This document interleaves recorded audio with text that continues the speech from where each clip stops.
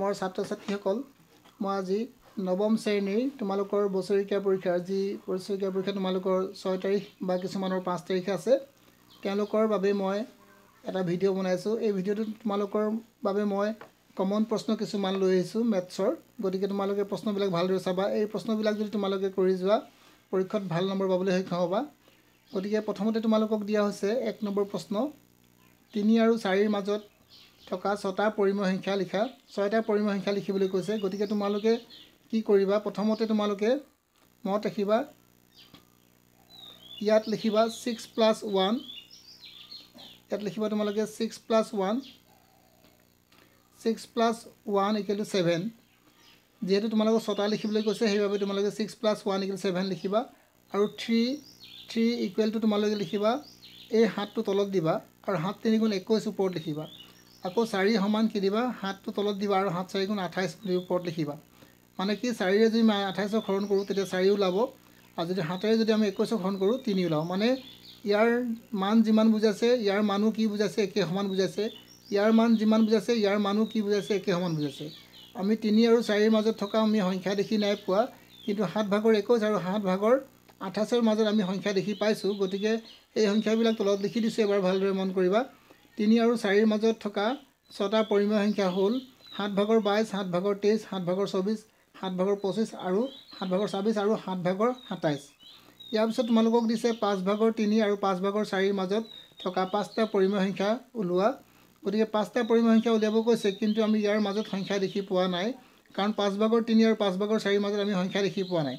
গতিকে আমি কি কৰিম প্ৰথমতে তোমালোকে ইয়াত লিখিবা ইয়াত লিখিলা ইয়াৰ পিছত তোমালোকে যেহেতু 6টা 5টা উলিয়াবলৈ কৈছে গতিকে তোমালোকে 5 + 1 = 6 লিখিবা তাৰ পিছত তোমালোকে লিখিবা 5 ভাগৰ 3 তাৰ পিছত 5 ভাগৰ 3 লিখিবা আৰু পূৰণ যেহেতু তোমালোকে 6টা 5টা উলিয়াব কৈছিলে গতিকে ইয়াত 6 পূৰণ কৰিবা যেহেতু ইয়াত 6 পাইছা ইয়াত 6 পূৰণ কৰিলে ওপৰটো 6 পূৰণ কৰিবা 6 × 5 = 30 আৰু 6 × 3 = 18 ইয়াৰ পিছত 5 ভাগৰ 4 সমান 5 ভাগৰ 4 লিখিলা ইয়াৰ লগত 6 পূৰণ কৰিলা ইয়াৰ লগতো 6 কৰিলা 6 × 5 = 30 আৰু 6 × 4 = 24 এতিয়া ইয়াৰ পিছত আমি কি গম পালো ইয়াৰ পিছত আমি চোৱা এই সংখ্যাকেইটাৰ মাজত আমি সংখ্যা দেখি নাই পোৱা কিন্তু এই সংখ্যাকেইটাৰ মাজত আমি সংখ্যা দেখি পাইছো এই সংখ্যাবিলাক আমি লিখিম 5 ভাগৰ 3 আৰু 5 ভাগৰ 4 ৰ মাজত থকা 5টা পৰিমেয় সংখ্যা হ'ল 30 ভাগৰ 19 30 ভাগৰ 20 30 ভাগৰ 21 30 ভাগৰ 22 আৰু 30 ভাগৰ 23 ইয়াৰ পিছত তোমালোকে নেক্সট প্ৰশ্নলৈ আহা 1.2 এই লেসনটো তোমালোকৰ তিনটা প্ৰশ্ন দিছো এই তিনটা প্ৰশ্নৰ ভিতৰত তোমালোকৰ এটা যিকোনো প্ৰশ্ন আহিব পাৰে গতিকে তোমালোকে ভালদৰে চাবা আৰু যাবা গতিকে ইয়াত কি দিছে চোৱা প্ৰথমে ৰুটটো মই কিদৰে বনাইছো দেখিছা তোমালোকে কিদৰে বনাইছো ইয়াত যেহেতু তোমালোকৰ 0 আছে ইয়াত 1 আছে ইয়াত 1 মানে ইয়াত 90 ডিগ্ৰী কোণ আঁকিছো আৰু ইয়াত 90 ডিগ্ৰী হৈছে আৰু এইটো যোগ কৰিছো ইয়াৰ পৰা তোমালোকে পেন্সিল কম্পাস লগাই এই শূন্যটোৰ পৰা পেন্সিল কম্পাস লগাই এনেকৈ টানি দিবা গতিকে এইটো হৈছে তোমালোকৰ ৰুটটো ঠিক তেনেকৈ তোমালোকে আকৌ √3 আঁকিব পাৰিবা √3 কিদৰে আঁকিছো ভালদৰে এইটো মন কৰা √3 কিদৰে আঁকিছো ইয়াত 1 1 কে দিছো আৰু ইফালে 1 বুজি লবা প্ৰথমতে আমি √2 বনাই ললো এইটো ইয়াৰ পিছত আকৌ এটা 1 বনালো আৰু এইটো কিছে আঁকিলো মানে ইয়াৰ মান যিমান ডিগ্ৰী আছে মত ৰাখিবা 0 ৰ পৰা 1 লৈকে যিমান দূৰত্ব আছে ইয়াৰ পৰা ইয়ালৈকে একে দূৰত্ব আছে আৰু a ৰ পৰা b লৈকে দূৰত্ব একে আছে গতিকে এটা যোগ কৰিলো যোগ কৰাৰ পিছত ইয়াৰ পৰা আমি পেন্সিল কম্পাস লৈ এনেকৈ এডাল টানিলো কৰ পৰা কেন্দ্ৰ কৰি o কেন্দ্ৰ কৰি গতিকে এডাল হৈছে তোমালোকৰ √3 ইয়াৰ পিছত তোমালোকে পাবা √5 √5 টো যেহেতু তোমালোকৰ কি হৈছে √5 টো যেহেতু তোমালোকৰ √4 ৰ ভ্যালু তোমালোকৰ 2 আছে আৰু √5 ৰ ভ্যালু কি হ'ব তোমালোকৰ 2 তকৈ ডাঙৰ হ'ব গতিকে 2 তকৈ ডাঙৰ যদি হয় তেতিয়া আমি 2 ঘৰত আঁকিব লাগিব 2 ঘৰত আমি কি কৰিলো 2 ঘৰলৈকে আঁকিলো আৰু ইয়াত 1 এডাল আঁচ টানিলো ইয়াত 90 ডিগ্ৰী কোণ হ'ব লাগিব ইয়াত 90 ডিগ্ৰী কোণ হ'ব লাগিব আৰু এইটো কি আছে তোমালোকৰ ইয়াৰ পৰা যিমান দূৰত্ব আছে ইয়াৰ পৰা সিমান দূৰত্ব ল'বা আৰু এইটো যোগ কৰি দিবা যোগ কৰাৰ পিছত আমি পেন্সিল কম্পাসটো ইয়াত ধৰিম আৰু ইয়াৰ পৰা আমি এনেকৈ ঘূৰাই দিম ঘূৰাই দিয়াৰ লগে লগে আমাৰ কি হ'ব √5 হ'ব গতিকে এইটো এটা √5 গতিকে তোমালোকে নিশ্চয় দেখি পাইছা ভালদৰে এইখিনি তোমালোকে কৰিব পাৰিবা ইয়াৰ পিছত মই প্ৰশ্নবিলাক উত্তৰ প্ৰায় কৰাই দিছো দশমিক বিস্তৃতিত প্ৰকাশ কৰা গতিকে দশমিকলৈ নিবলৈ কৈছে 11 ভাগৰ 1 আমি কিদৰে হৰণ কৰিছো ইয়াত তলত তোমালোকক ইয়াত দেখুৱাই দিছো হৰণটো তোমালোকে ইয়াত চাই ল'ব পাৰিবা 0.09 ওপৰত বাৰ চিন দিয়া হৈছে ঠিক তেনেকৈ আমি কি কৰিম √3 ইয়াত দিছে 13 ভাগৰ 3 ইয়াতো আমি হৰণ কৰি দেখুৱাই দিছো গতিকে তোমালোকে এবাৰ হৰণ কৰি নিজে চাবা যদি তোমালোকে নোৱাৰিছা মই তোমালোকক কেৱল উত্তৰবিলাকে কৰাই দিছো গতিকে উত্তৰবিলাক আলোচনা কৰি দিছো ইয়াৰ পিছত তোমালোকৰ 11 ভাগৰ 2 11 ভাগৰ 2টো কি ওলালে চোৱা প্ৰথমতে কেইবাৰ দিলোঁ আমি প্ৰথমতে একবাৰ দিলোঁ 11 গুণ 11 বাকী থাকিলে 9 9টো আমাৰ নেযায় যিহেতু আমি শূন্য এটা বহাব পাৰোঁ গতিকে 8 বাৰ দিলোঁ 8 11 88 বাকী থাকিব 2 যিহেতু আমাৰ আগতে 2 আছিলেই গতিকে 2 ওলাই গ'ল গতিকে আৰু আমি হৰণ কৰিব নোৱাৰোঁ গতিকে লিখিম ইয়াত 0.818 আৰু তাৰ ওপৰত বাৰ চিন দিম গতিকে এইটো হৈছে ইয়াৰ উত্তৰ ইয়াৰ পিছত তোমালোকে 400 ভাগৰ 329 ইয়াক হৰণ কৰিবা যেতিয়া হৰণ নাযায় দশমিক এটা দিবা দশমিক দিয়াৰ লগে লগে তোমালোকৰ এটা শূন্য বাঢ়ি যাব আৰু তেতিয়া 4 8 গুণ 32 মানে 8 বাৰ দিব 32 হ'ল বাকী থাকিলে আমাৰ 9 আৰু এফালে শূন্য যেহেতু বাৰ নাযায় গতিকে এটা শূন্য বহাব পাৰিবা শূন্য বহাই দিয়াৰ লগে তোমালোকে 2 বাৰ দিবা 2 4 গুণ 800 আকৌ বাকী থাকিলে তোমালোকৰ 100টো হৰণ যেহেতু নাযায় গতিকে এটা শূন্য বহাই দিলোঁ গতিকে কেইবাৰ দিলোঁ 2 বাৰ দিয়াৰ পিছত আমাৰ ইয়াত 800 পালোঁ এইবাৰ বাকী থাকিলে আমাৰ 200টো যিহেতু হৰণ নাযায় আমি এটা শূন্য বহালোঁ শূন্য বহালে আমাৰ 5 বাৰ যাব 5 4 গুণ 20 মানে আমাৰ সম্পূৰ্ণৰূপে উত্তৰ ওলাই গ'ল গতিকে আমি ইয়াৰ উত্তৰ আমি এইটো লিখিব পাৰিম এতিয়া ইয়াৰ পিছত তোমালোকৰ এই 5 নম্বৰ প্ৰশ্নটো তোমালোক কি দিছে P/Q হিট প্ৰকাশ কৰা এই প্ৰশ্নটো প্ৰায় ইম্পৰ্টেণ্ট গতিকে যিকেইটা প্ৰশ্ন মই ইয়াত বাছি দিছোঁ তোমালোকে সেই প্ৰশ্নকেইটা এবাৰ চাই যাবা যদি তোমালোকে কৰিব নাই জনা তেতিয়াহ'লে তোমালোকে এই ভিডিঅ'টোৰ তলত মই তোমাক গোটেইখিনি অংক কৰাইও দিছোঁ গতিকে তোমালোকে এবাৰ ভালদৰে বুজি ল'বা প্ৰথমতে মই লিখিলোঁ ধৰা হ'ল 1.27 আৰু ওপৰত বাৰ চিন দিলোঁ আৰু equal to x লিখিলোঁ x equal to 1.2 বাৰ চিন দিয়া আছে এইটো 1 নম্বৰ সমীকৰণ দিলোঁ ইয়াৰ পিছত তোমালোকে কি কৰিবা চোৱা ইয়াত যেহেতু দুটাৰ ওপৰত বাৰ আছে গতিকে মই আকৌ x * 100 মানে x ৰ লগত কি পূৰণ কৰিলোঁ 100 যদি এফালে 100 পূৰণ কৰিলোঁ তেতিয়া এফালে আমি কি দিম 1.27 27 27 27 কে গৈ আছে আৰু ইয়াত ডট ডট দি আমি কি দিলোঁ 100 মানে ইয়াত বাৰ চিন দিয়া মানে আমি বুজি পাইছোঁ যে 27 27 কে গৈ আছে গতিকে 100টো যেতিয়া পূৰণ কৰি দিম এই দশমিকটো ইয়াৰ পৰা তোমালোকৰ ক'ত গুচি যাব 27 মানে ইয়াৰ পৰা গুচি তোমালোকৰ 127.27 পইণ্ট বাৰ চিন বহিব গতিকে এইবাৰ লিখিলোঁ এতিয়া আমি কি লিখিম ইয়াত 2 পৰা 3 বিয়োগ কৰিম 2ত আমাৰ পাইছিলোঁ 100 আৰু 1ত পাইছিলোঁ আমি কিমান x গতিকে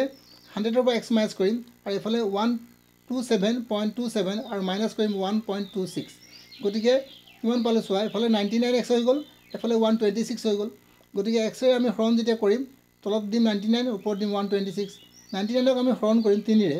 3 গুণ 3 3 গুণ 9 3 গুণ 9 ওপৰত হৰণ কৰিম 3ৰে যাব 42 বাৰ আকৌ 3ৰে হৰণ কৰিলে 11 বাৰ গ'ল আকৌ 3ৰে হৰণ কৰিলে কেইবাৰ গ'ল 14 বাৰ গতিকে আমি গম পালোঁ যে 11 ভাগৰ 14 হ'ব ইয়াৰ উত্তৰটো গতিকে মই উত্তৰ তোমালোকক ধুনীয়াকৈ লিখাই দিছোঁ 11 ভাগৰ 14 গতিকে এটা অংক তোমালোকক বুজাই দিলোঁ ইয়াৰ পিছত নেক্সট তোমালোকক আৰু এটা দিছে এইটো অংক তোমালোকে নিজে বুজি ল'বা কাৰণ মই বুজাই দিছোঁ কাৰণ পৰীক্ষাত যেহেতু আহিবলগীয়া প্ৰশ্ন সেইবাবে মই তোমালোকক কৰাই দিছোঁ গতিকে তোমালোকে ইয়াৰ পৰা এবাৰ চাই ল'ব পাৰিবা ইয়াৰ পিছত তোমালোকক 0.6 ওপৰত বাৰ দিয়া আছে x গতিকে তোমালোকে ধৰা হ'ল লিখিবা 0.6 ইকুৱেল টু x আৰু x ইকুৱেল টু 0.6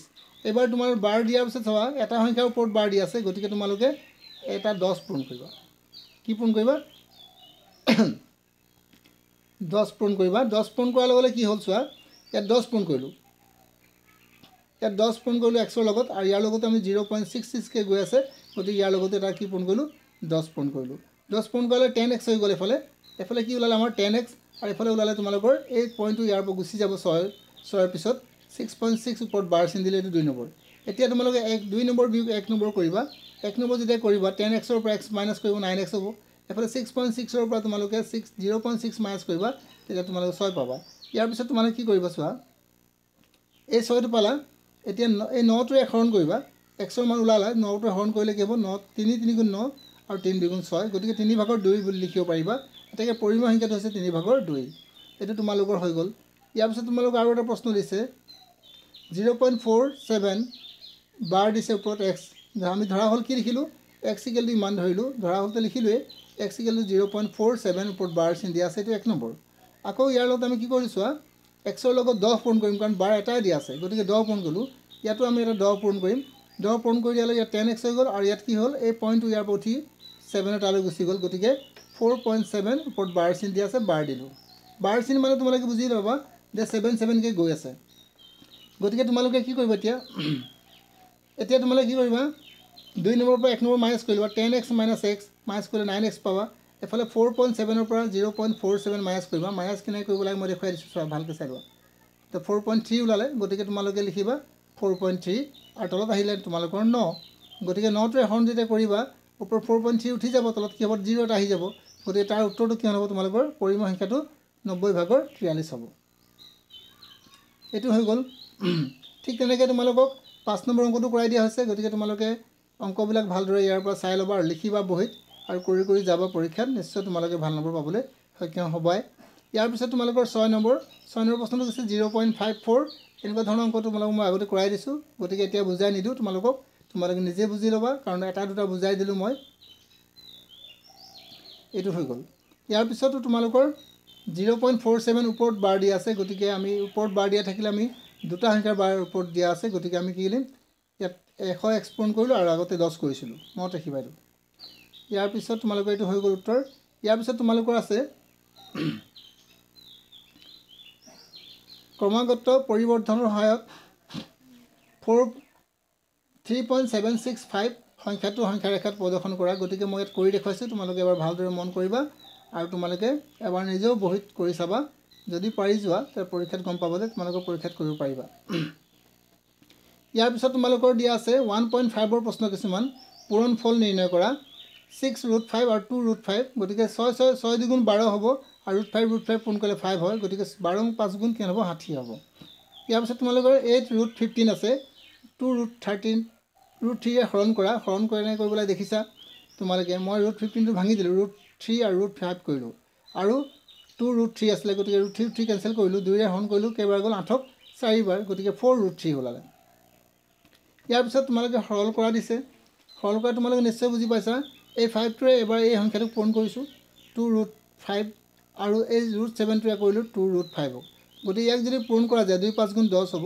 আৰু ইয়াক যদি পূৰণ কৰা যায় 5√5 হ'ব। আৰু ইয়াক যদি পূৰণ কৰা যায় 2√7 হ'ব আৰু ইয়াক যদি পূৰণ কৰা যায় √35। গতিকে এইটো কাৰো লগত মিল নাই, গতিকে যোগ কৰিব নোৱাৰিবা, এইটো ইমানটোৱে থৈ দিবা। ইয়াৰ পিছত তোমালোকে চাবা 5 আৰু √5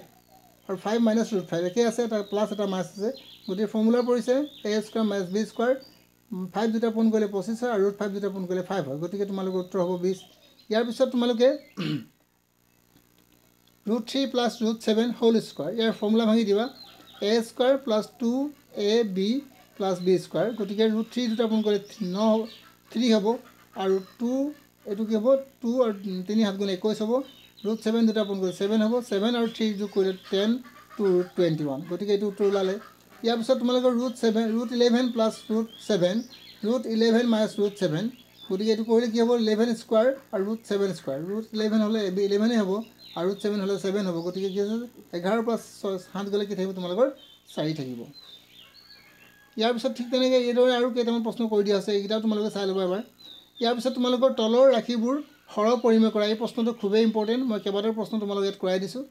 গতিকে প্ৰশ্নবিলাক দেখিছা আৰু তাৰ উত্তৰো কৰাই দিছোঁ। গতিকে উত্তৰবিলাকো তোমালোকে এবাৰ ভালদৰে পৰ্যবেক্ষণ কৰি চাবা। আৰু যদি তোমালোকে বুজি নাই পোৱা তেতিয়াহ'লে মই তোমালোকক অন্য ধৰণে ভিডিঅ' দিম। গতিকে তোমালোকে বুজি পাইছা নে নাই নিশ্চয় জনাবা। যিহেতু মোক বহুতে কমেণ্ট কৰি আছিলে যে ছাৰ 2 নম্বৰ প্ৰশ্ন 3 নম্বৰ প্ৰশ্ন দিব লাগে আৰু যিবিলাক পৰীক্ষাত অহাৰ প্ৰশ্ন সম্ভাৱনা আছে সেই প্ৰশ্নবিলাকে মই তোমালোকক ইয়াত দিছোঁ। গতিকে তোমালোকে এবাৰ কৰি চাবা ঘৰত।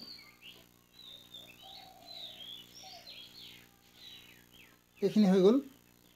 ইয়াৰ পিছত তোমালোকৰ 5 নম্বৰ প্ৰশ্ন কি, যদি তোমালোকৰ x + 1 + √2 তেন্তে দেখুওৱা যে x - 1/x = 8 হয়। গতিকে ইয়াৰ উত্তৰটো গোটেইটো কৰাই দিছোঁ মই। তোমালোকে এবাৰ ভালদৰে মন কৰিবা কিদৰে মই কৰালোঁ আৰু কিদৰে ইয়াত উত্তৰ পাতিছোঁ। চোৱা এই উত্তৰখিনি ইয়াত নজৰিলে, গতিকে তোমালোকে আঁচ মাৰি ইয়াত কৰি দিছোঁ। তোমালোকে ইয়াৰ পৰা এবাৰ চাই ল'বা। ইয়াৰ পিছত নেক্সট প্ৰশ্ন তোমালোকৰ সৰল কৰা। এই প্ৰশ্নটো মই আগৰ ভিডিঅ'টো দিছোঁ, গতিকে এইটো ভিডিঅ'টো দিয়া হৈছে। গতিকে মই ইয়াক বুজাই নিদিওঁ বাৰে বাৰে। তোমালোকে যদি বুজি নাই পোৱা মোৰ আগৰ ভিডিঅ'ত চাই তোমালোকে বুজিব পাৰিবা।